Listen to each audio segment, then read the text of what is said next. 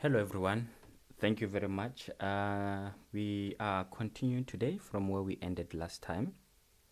Today I want us to touch Linux utilities, and before we go far with that, I think it's very important that I talk about special characters, just to make you aware of special characters, and I would suggest that you avoid using them until you fully understand how Linux works and how to go around special characters. So last time I explained to you that we are using bash. Shell is the default shell in Linux, and that shell, it has got characters that are treated special, and that's the ones that I'm saying I would like us to avoid at this time until we understand how they work. So those characters, they are treated in a special way by the shell. So I'm just going to put them down here so that you see them, and I would suggest that you avoid using them when you are naming your file or directory, because it makes it a little bit difficult, especially when you're still new to Linux and Unix. It makes it a little bit difficult for you to reference the file.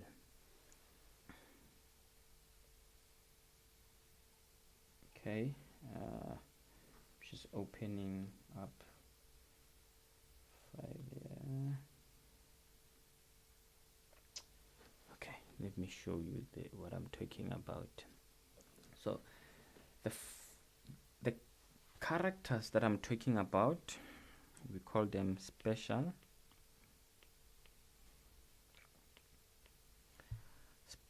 characters.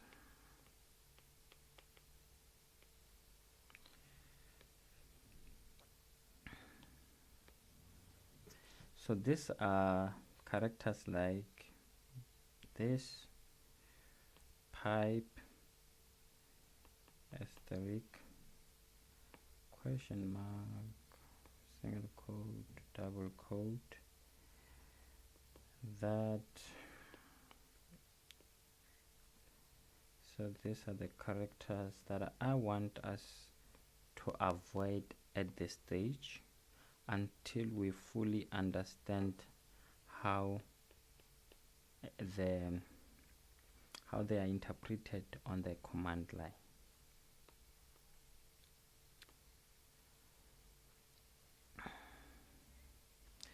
So these are the characters. Let me show you on the command line. These are the characters that I'm talking about. So character like this one, character pipe, that one there, that one, that one, that one, that one, that one, that one, that one,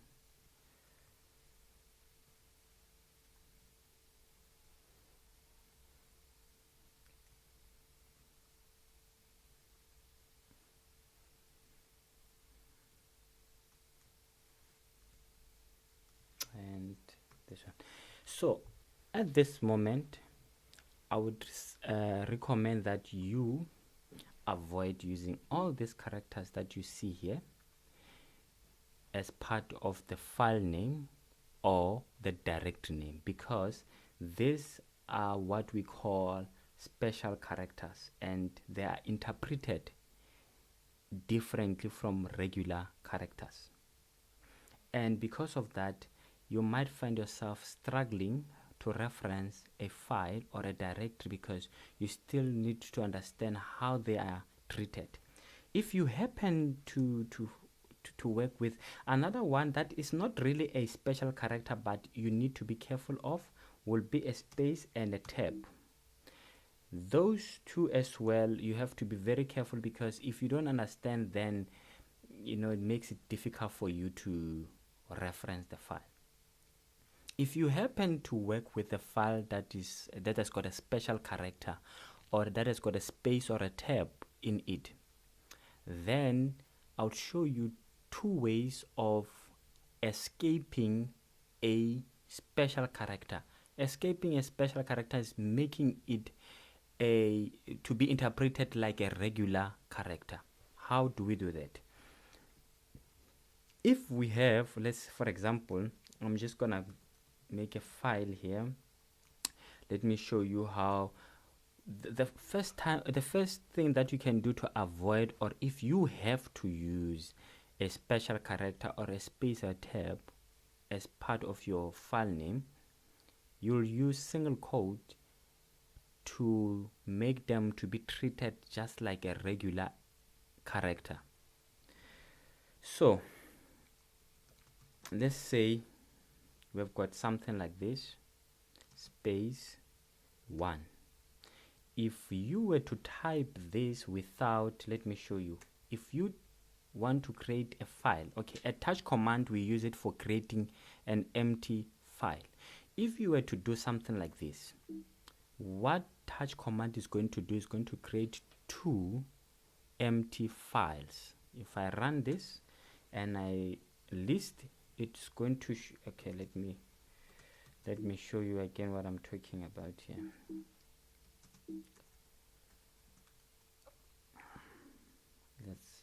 Let's remove all this again and show you. So RM is for removing. So let me clear the screen. List. So I'm gonna touch practice 1. If I were to do something like this, then it's gonna create 2 files, empty files, called 1 and practice. So you see, that's what I'm saying. If possible, for now, avoid using space tab between your file name, because it might be confusing for you to reference that file now until you fully understand how special characters work.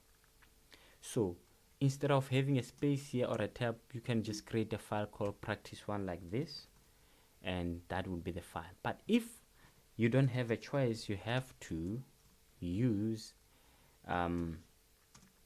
a space between, then this is how you're going to do it. So let's just remove all these things.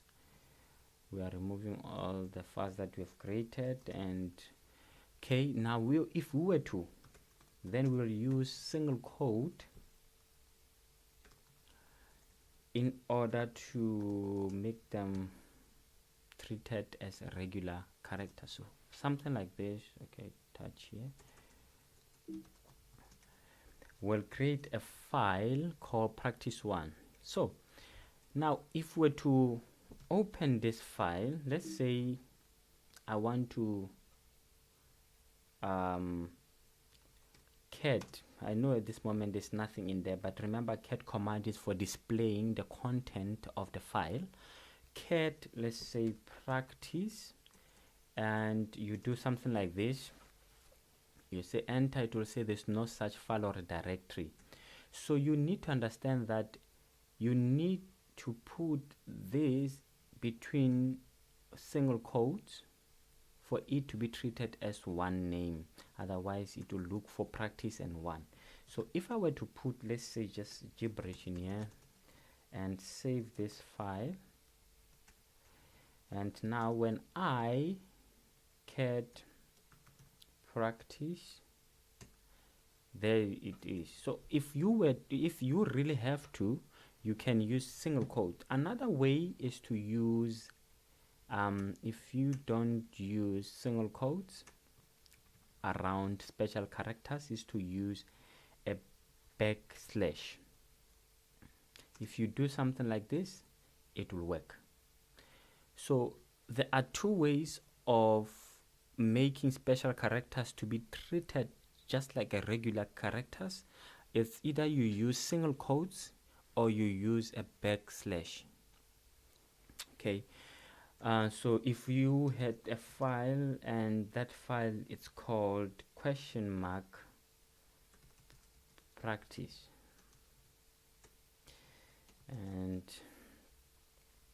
so that I would say just try to avoid things like that, and you will see that it has to be escaped. So it's either you use single quote, or because if you just do this, this is not the right way. It has to be escaped with a single quote or with backslash. Okay, I felt like I needed to explain that before we go any further with our discussion today. So today we're just going to talk about basic utilities in Linux. So we have seen even in the previous videos that we use ls a lot for listing, and we use cat for displaying the content of the file. At this moment I've been using rm to remove files. If you have a directory, so there are ways to create a directory. You use a command make dir to make a directory. If I make a directory called practice folder, here is I can then use a command called cd change directory to go inside that directory or a folder. And if I say print working directory, you will see now I'm running from that. I'm actually in that practice folder now. So I can then create in here different files, and they will be in here. So if I want to remove a file, I'll use remove. I use this option R for recursive and F for force. Just be careful of such options if you're not sure of what you're doing, because it will not ask you, are you sure you want to remove this file? But if you don't force it, then it will ask you. So I can remove. So now I'm going to go one F directory back, and if you check here, I'm in the root now. I'm back here, and here's my practice. If I want to remove, if I do rm practice folder, it will say is a directory. You cannot remove it like this. Okay, if the directory is empty, you can actually use rm dir, and you'll be able to remove that directory. But now, because now there is some files in that directory, you cannot use rm dir. You will have to use rm rf for recursive too, so that it deletes everything that is inside that folder or directory. If there are more directories inside or folders, it will go ahead and delete everything in there. So let's do that and see. We will remove and we check. You'll see that practice dash folder is no longer there. So now we know how to remove files, we know how to remove folders. Let's move. And it's always, before that, actually it's always advisable when you're starting to use the -i option, because the -i option will do something like this. Remove regular file practice. It asks you, then you will say yes, then it will go ahead and remove. So please, it's better for you to use -i option, so that you double check before you go ahead and remove any file, because as soon as you remove that file, it's gone. It's gone. And of course, in the first, I showed you how to set your host name. You remember we changed the host name. When you change the name with host name host name ctl set dash host name, then you give it a host name there, you remember. So that's how you set the host name of this. That will be persistent across reboot. Okay, and now let's talk about other commands. Now I'm in here, I'm gonna create a directory again and call it practice dash folder again. And what if I want to copy files from one directory to this one? So I'm going to I'm gonna create another directory, call it practice1, and go into that using I'm gonna go, I didn't type it correctly there, make directory practice1.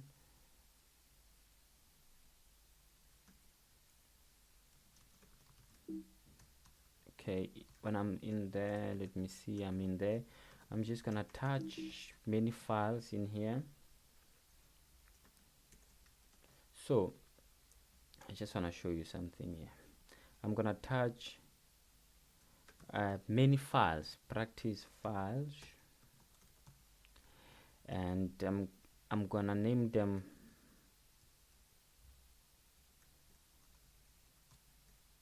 like this. Okay, so check with the trick that I've did. Instead of creating files one by one, I know that they follow the same naming pattern. The only difference is at the end with numbering. So I'm just saying create a file called practice files. From the first one will be 1 until practice 100. Okay, this one here. So I've got these files. They are inside my practice 1. If I want to copy these files to another directory, then you can copy individual files like so, and you can you'll see the next video. I'm going to show you what we call relative path names and absolute path names, but for now I'm going to show you using what you call absolute path names. So I have to type the whole path to where I want to copy my file. So I'm copying from here to this file here, to this folder here, right? If I go inside this folder, I should have this file here. Okay, is there. So let me show you another command. If I want to go back, if I show you now, I'm inside practice folder. If I want to go back to the previous folder where I was before, practice files, I'll just say cd dash. If I now, you'll see now print working directory. Now I'm in here. I can do it again and do this, you see. So it's a faster way, quicker way of switching between different files, okay, folders and directories. Okay, so now I'm here again.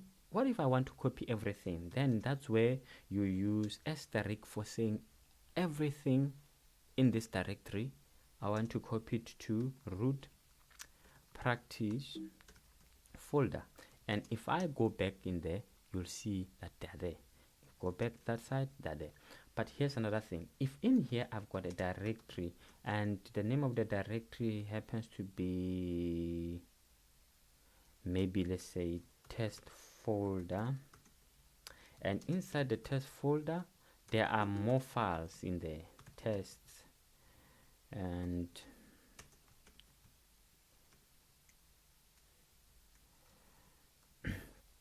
sorry, so there are more files in here. So if I go one step back, I'm in here, and if you see, these are the files that I created, and that's a test folder. And inside test folder, remember that we have got more files in there, right? So I'm gonna go back again. If I want to copy everything again to root folder,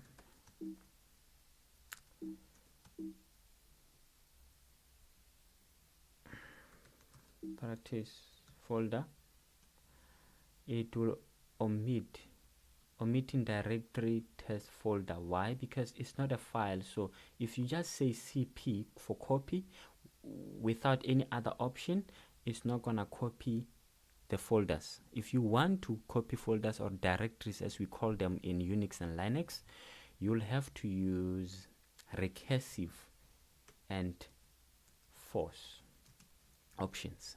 Recursive will copy the folder and its subfolders and files. If we happen to have another folder in here, we'll copy everything to that. So if we do this, you will see that everything will be copied there. So if we go back to practice folders, it's exactly the same as the other one. Okay, you see me using double L, and you remember we spoke about alias, right? I don't want to spend more time on that. Is because LL is alias to ls minus. I don't want to always do something like this. I can just LL because it's aliased for L. It's alias for ls minus L. Okay. So we spoke about copy, with cat, and copy as well. It's got the same option as the other one of remove, to ask you before you copy anything anywhere. And okay, so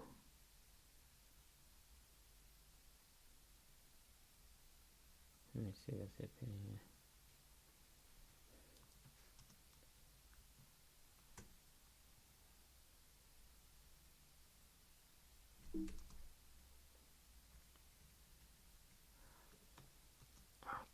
Okay, I just want to see something. If I were to copy folder, the file that ends with 93, and meaning if I make a mistake, it will overwrite the other one.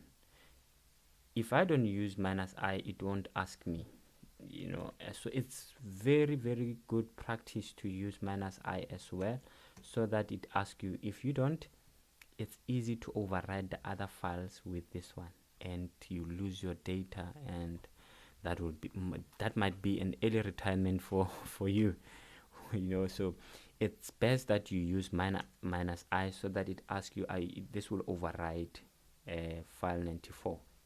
If you say yes, then it will go ahead and override. And again, we've got another utility called move. This one, so I'm going to, where are we now? We are under practice folder. Let's, in here, let's do this now. Let's just go back one step, and okay, we are there. Make directory practice folder 1, and let's go back to folder this one. And if we move everything in here, you still have to use the same. I'll show you. So let's move everything now in here to practice folder. What did I name it?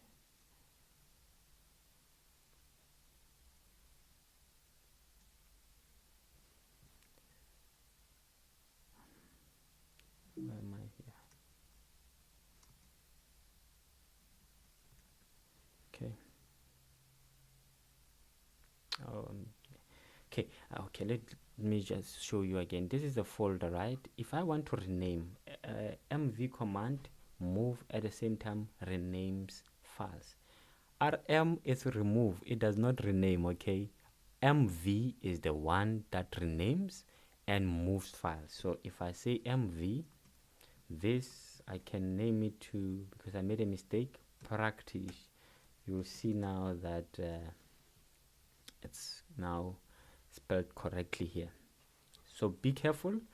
rm is not rename, it's remove, and it only does that removing. If you want to change the name of the file or of the folder, you use mv.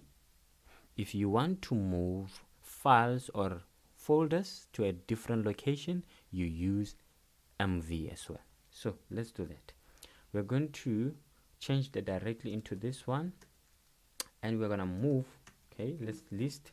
We're gonna move everything in here to practice folder 1, right?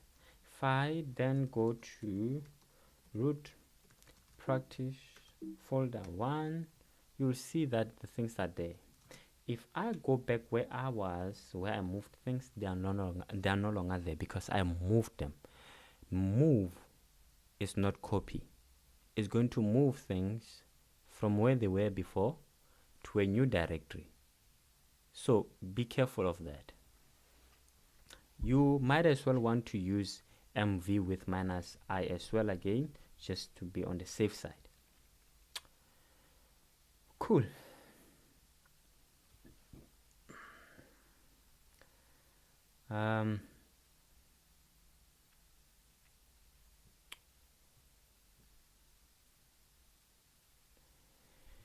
If you want to list the content of the file, we said that we can use cat command, right? However, that many utilities or commands that we can use to list to list or to display the content of the file. There are many.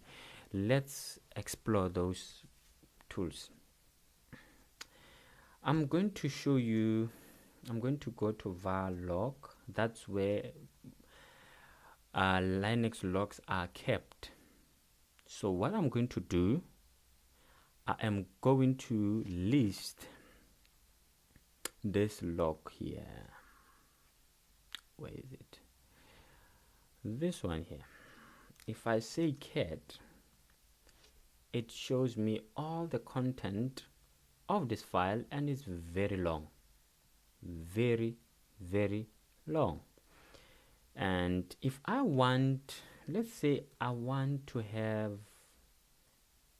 sort of a page so that I can click on return button, and so that I can one line at a time, or space to give me a next page, the next page. So you'll use less command, and it gives you something like this. If I press enter, it one line at a time. If I press space, one page, of data. So that's another way of displaying information using less command. Another way would be to use a tail command. By default, it will display 10 last entries in that file. If I do this, it will show me the last 10 entries in there. Another one will be head, will show me that, oh sorry, what did I do there?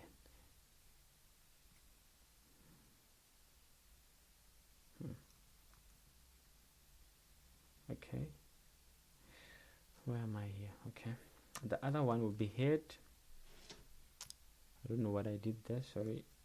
If I use head, it will show me 10 first command entries in that file. So tail will give me the last, head will give me the first. By default, it displays 10. If I want to tell it how many to display, if I want 2, then I will do something like this to show to tell it that I only want to see 2 entries, the first 2 entries. If I want to see the last 2 entries, then I will use the same thing. Okay, cool.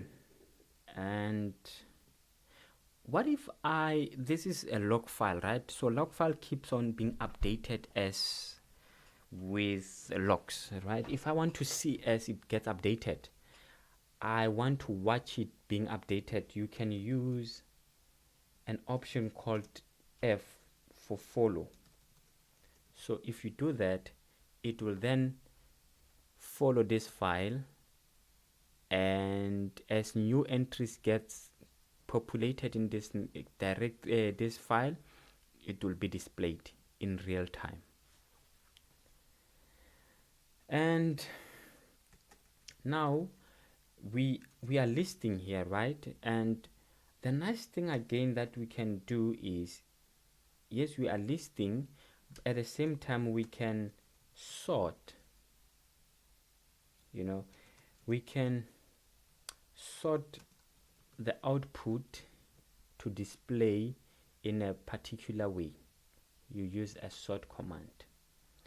So take time to explore all these commands. You can, if you've got, let's say, you can usually even use, let's say in WCAT, the message, even though it's got too many information, we can decide to sort that information, you know. And we can also decide that after sorting, we want only to see unique. We don't want anything that is repeating itself. If there's information that is exactly the same, should not be displayed again. You use unique command.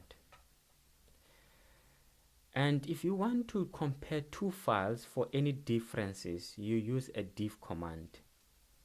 So if I've got a file,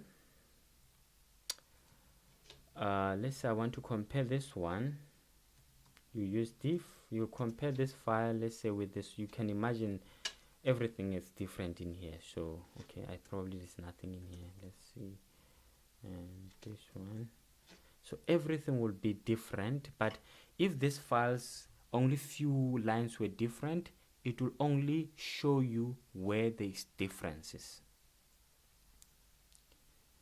So a diff, as I explained, that will show the differences between two files.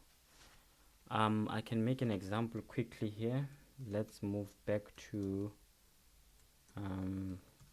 practice folder. In here I'm gonna attach one and say test1 and test2. So I've got two files. In test1, I'm gonna put information there and type, let's say, all is good, and save it. Go to the second one and type all is good, all,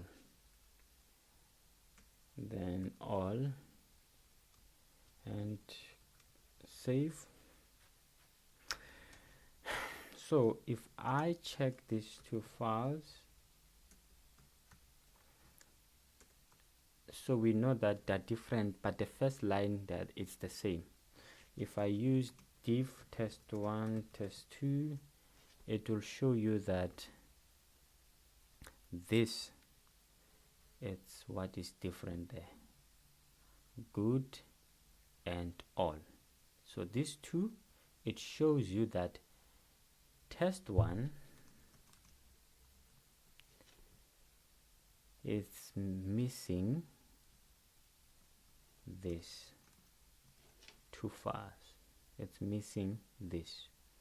Let me show you that the arrows are important. If I do diff, but I start with, okay, so let me do it again, diff test2 test1, it will show you different. These arrows now are pointing this way to say test2 has got these two more information, these two more lines, but they are not there in test1. So it's the quickest way of finding out. And okay, another way, let's go back to var log so that we check our logs again. I'm gonna play with this file again. We've got another utility called WC, and with WC we can count number of lines, count number of characters, and all those things. Let's see. If I say count words in this file, it tells me there are 55,129 words. I can use L, and these are the lines. So these are the words, these are lines. You understand? So this is the quickest way of checking how big is the file, how many words in the file. So let's go back to where we were before and play around with simple files like this one here, where we know that we have got 3 words in here. and we know that we have got one line in there, right? So you see, it's very simple. We know that test 2 has got 3 lines and it has got 6 weights. Okay, and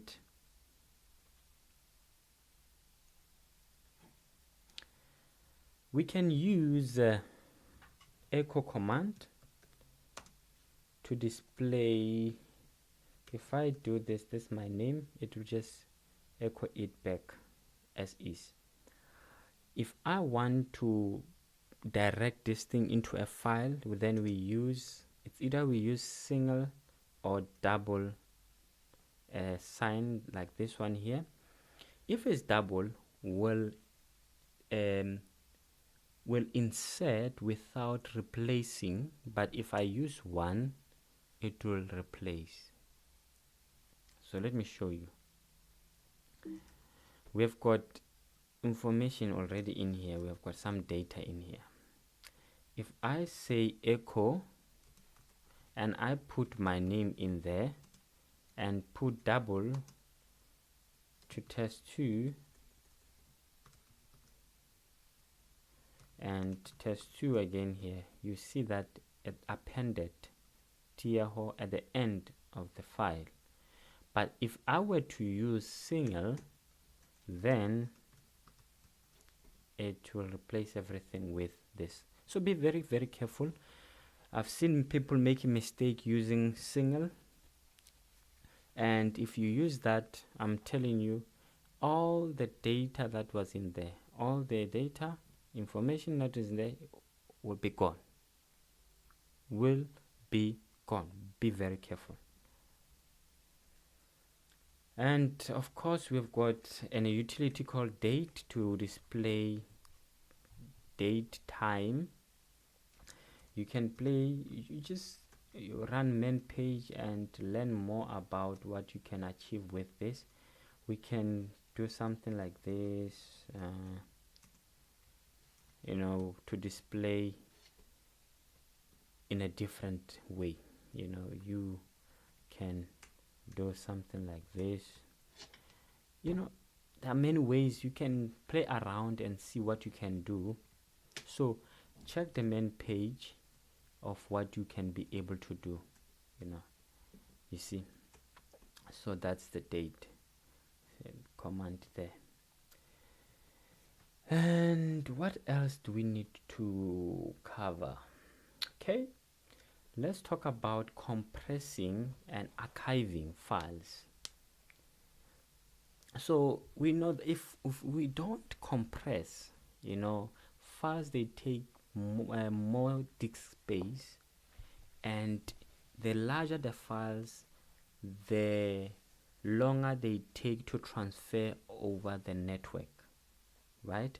So it's very, very important that we compress, we archive the files, especially the ones that we want to transfer over the network, to reduce the time spent transferring those files. Because you will see that when you work with Linux, you will be copying files in and out of your Linux more often. So you want to always compress your files. If there is several files, you want to archive them and compress them together before you move them across. So there are a few commands, the utilities that you can use, but I want to touch on bzip2 utility. So let's go back to, okay, let's go to where we put our files. Remember, we've got this directory that's got a lot of files in here. It is, if we want, let's say now here, I'm gonna show you something. I'm going to take this one, practice files 1. If we check now, there is nothing in there. I'm gonna use a editing tool called VI to add some information there. I'm gonna make a small video where I cover how to use VI because it's a bit tricky. It's not straightforward. So I will make a video on how to use VI. To start inserting some information into VI, you press I. It will show you here that now it's on the insert mode, sorry. So in here, I'm going to put some information in here, let's say practice. Okay, and to save information, you then use this combination below here. Don't worry, I'll cover everything in a VI video. So if I now check the content on the file, that's what we have. I want to show you the importance of compressing files. So what I'm going to do now, I just want to simulate a file that has got lots and lots and lots of data. Okay, I think we do have that, but I'm gonna show you two ways. At this moment, I'm just gonna copy our log file from messages to our directory here. This file is called messages, should be somewhere here. So this is our file. So when we do long listing and we check this file of ours, we see that it's 441 kilobytes, right? If I want to compress it, let's see how far can we compress this file. We use bzip command. So bzip,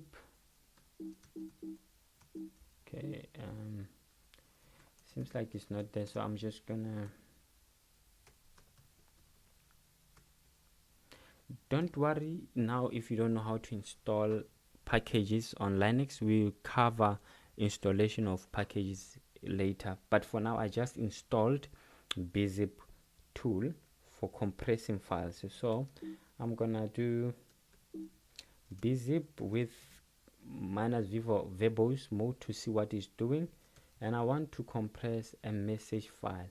You will see that it shows that it saved 92.6%. Remember that our file was 441 kilobytes, and you will see that it actually let's do this. It actually replaced the message with message.bz2, and look at how small it is now, from 441 kilobytes to 33 kilobytes. You are not losing any data in there, but because you are compressing it, it's taking duplicates and removing them and making sure it saves space. So it's very, very important to compress before you send anything over the internet or over network. So now we saved literally 92.6% of the whole thing. You see, that's the important of. What if you want to see if your data is still in there? You use zcat command to see the content of compressed file, right? Okay, let's see.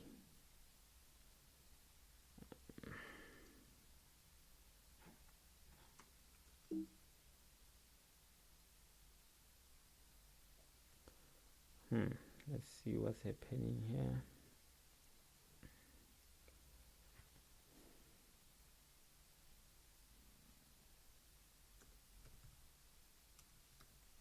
Oh yeah, sorry.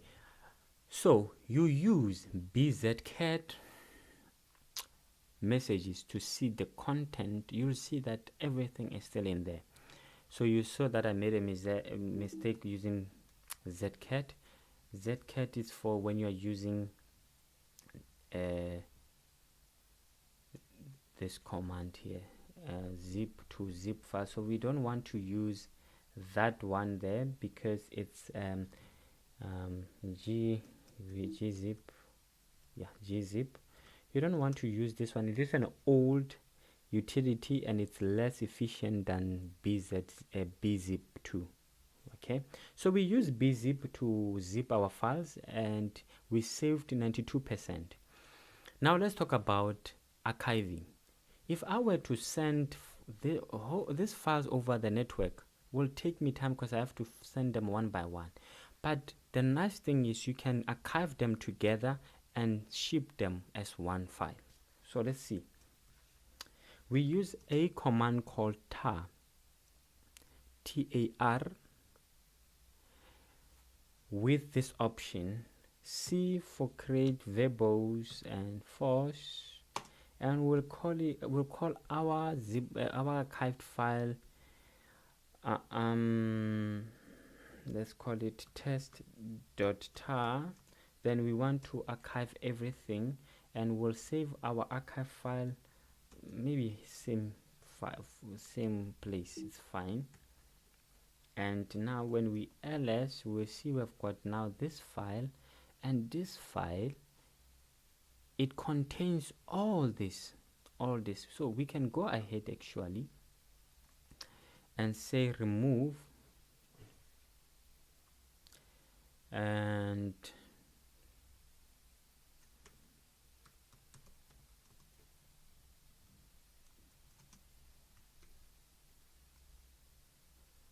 okay,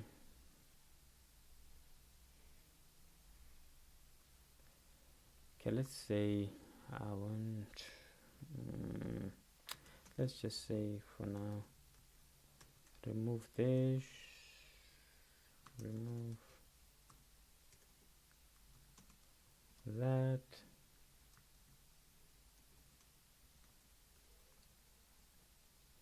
remove that. I'm just gonna show you that remove that. So we are left with our test.tar.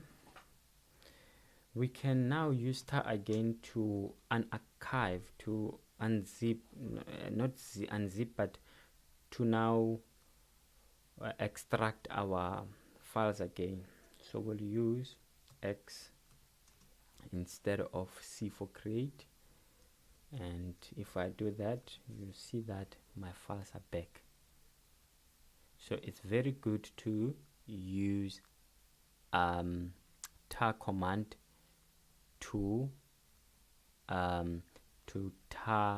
archive your files and folders and make them one bundle, to ship them to move them across network. We can use another method. I mean, let me show you with this file with another compressing method called compress. It's not installed as well, but you know, I think showing you one more utility should be fine. Why this one? Compress, it's fine. But there is another utility called compress. It make there are files they end with .Z, but I think bz2 for you it should be fine because it's very good, it's efficient.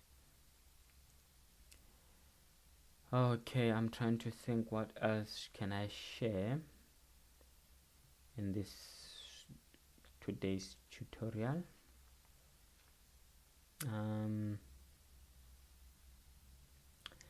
Okay, let's just talk about some other few things. If I've got a command like, let's say, echo, and I want to see where it's situated in my operating system, you can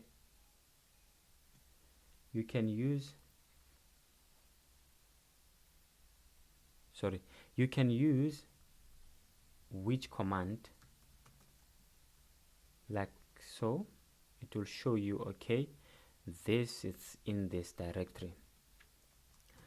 We can use things like you know, and it will show you. So this one with the which command uses a path variable to check. This one will try to locate everywhere where there is echo in my operating system. And let's talk about users. If I want to list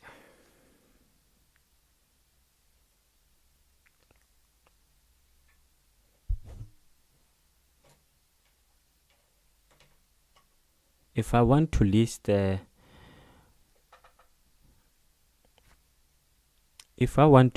the users that are logged into the local system, I'll use command like who, and it will show me where I logged in from, as which user on which virtual terminal. Right, we'll learn about virtual terminal, don't worry. And this one, so I'm logged in as root, date, time, and so we've got other utilities that gives more information, like finger will show that I'm logged in as root and I'm logged in from this time, this date, from which host. If there's more information about that user that we can get, I can then say things like finger root, and it will show me here that I've been idling for 2 seconds, means this is the time I spend without doing anything on the keyboard. 2 seconds, so there's some latency there. And so this is the default shell that I'm using. And what else? So I'm just gonna quickly come to my Mac here because it uses bash as well, so I want to show you something.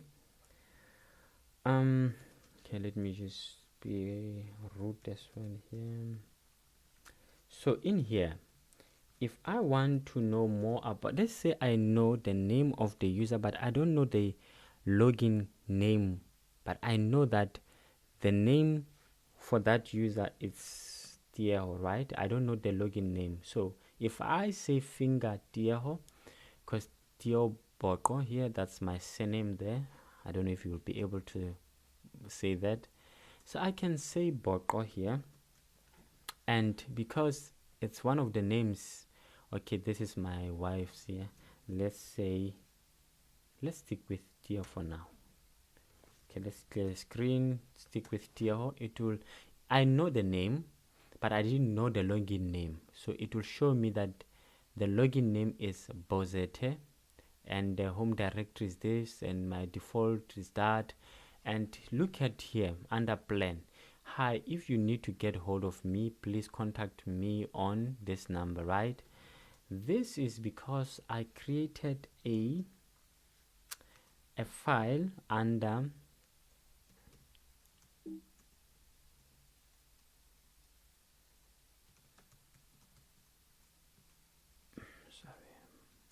I created a file under home directory of Bozet called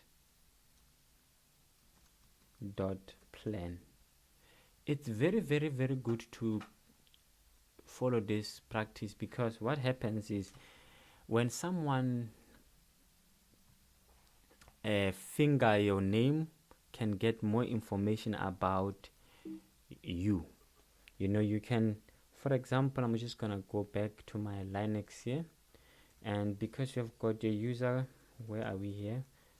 Let's go back and in root and create a plan file in here and say this is a root account, contact the admin on 0124, you know, to give more information to the people who are logging in. So this way, if I save this file and exit, if I finger root, it will give that information. It's very important that you do something like this, to give, maybe at work, to give the phone extension so that people can be able to reach you, or put your email address there. Another utility will be W. You know, W as well gives more information. How idle time, how much CPU are you using as that user who logged in, from which host, which IP address, how long have you been logged in, and what was the last command that you ran. So you see there, I logged in there, I ran W, that was the last command that I ran. Now I'm gonna log in again this side. Just wanna show you something. Okay, let's log in as Bozet instead of root.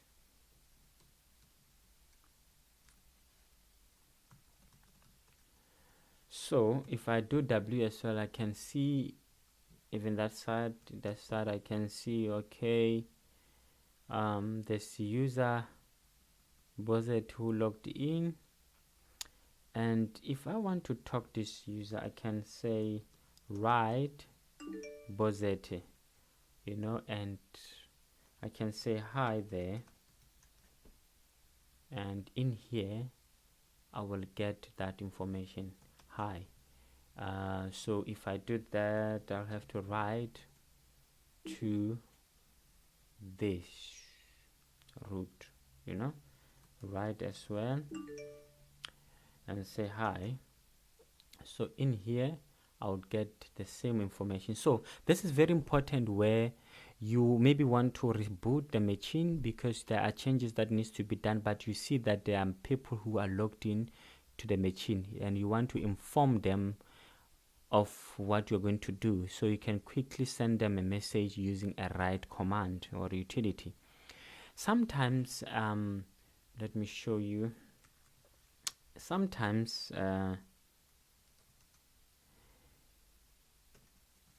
you are not able to write to the user. Let me just check something here. Is it minus? Okay, and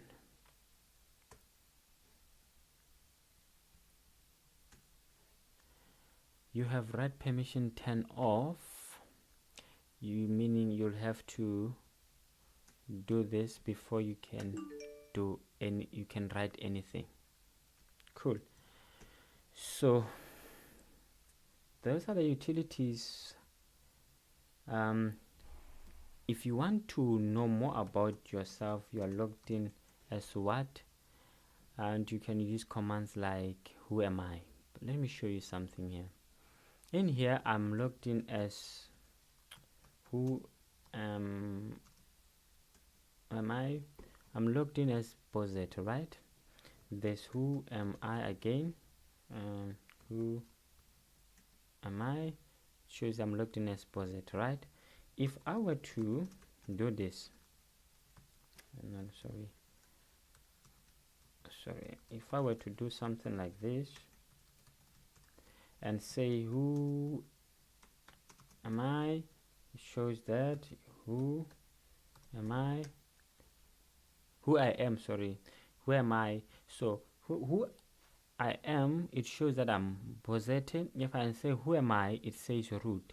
This is very important to show you that even though that I'm root now, this one will show you that initially I logged in as Bozet, then I change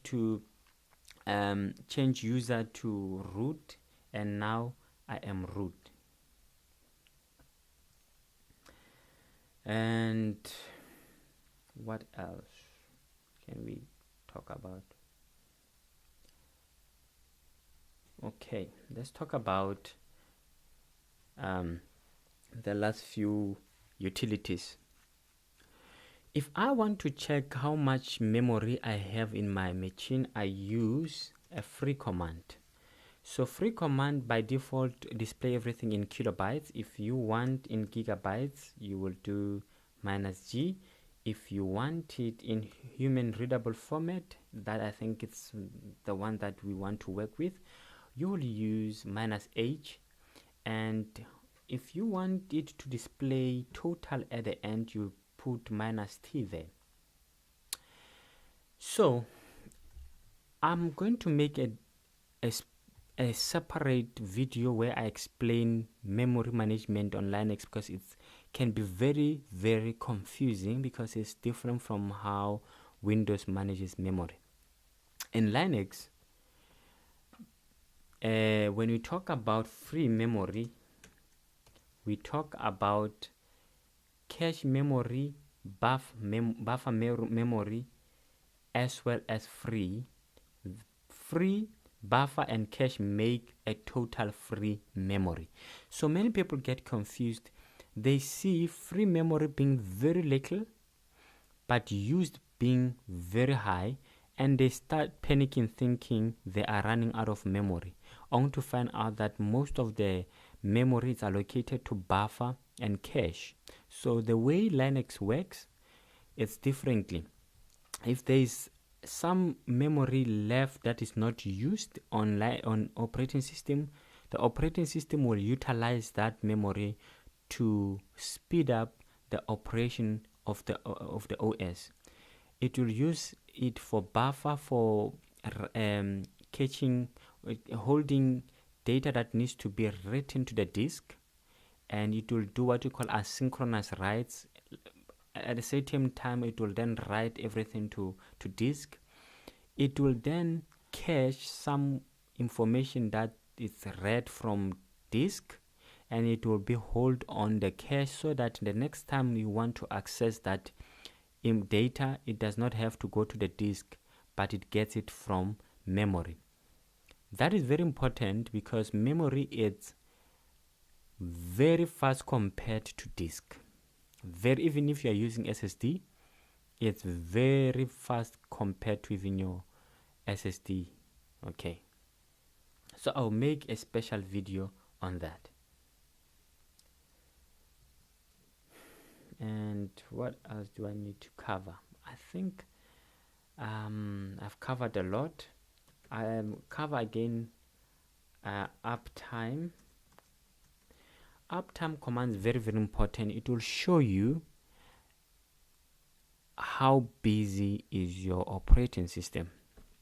You see this last lines here. This one, okay, let me start from here. It will show you the time, how long this server or instance have been running, how many users are logged in, and the load average in the past minute, past 5 minutes, and past 15 minutes. So if these numbers are high there, it could be indication that your system is under a heavy load, so you need to check if you've got enough resources to handle your workload. We will cover that in detail in the next lectures that we'll have. For now, let's just leave it here, and thank you very much. Until next time.